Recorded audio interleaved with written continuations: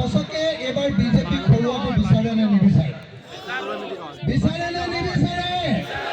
বিচাৰে নে নিবিচাৰে? কেলে বিচাৰে? কেলে বিচাৰে?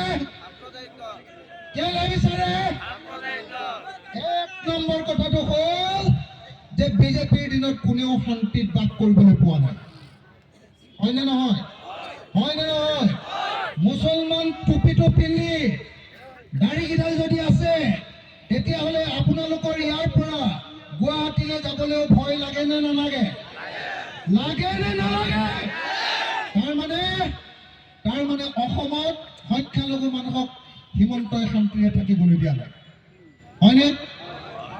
অকল সংখ্যালঘু মানুহক নহয়, অখিল গগৈ বা যিকোনো এজন হিন্দু মানুহে যেতিয়া ফেচবুকত লিখে বস্তুৰ দাম কিয় ইমান বাঢ়িছে,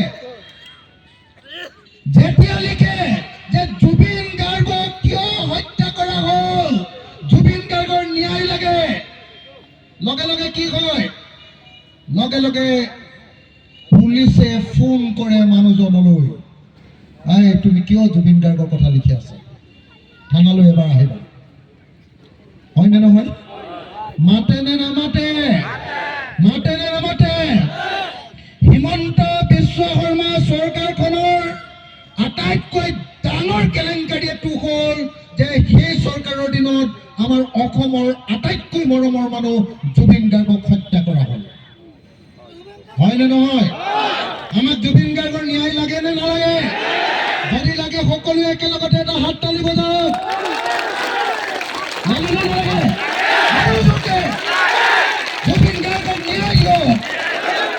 জুবিন গাৰ্গক ন্যায় দিয়ক। জুবিন গাৰ্গক ন্যায় দিয়ক।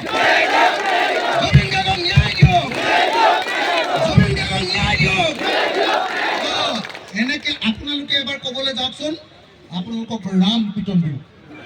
দিব নে নিদিব?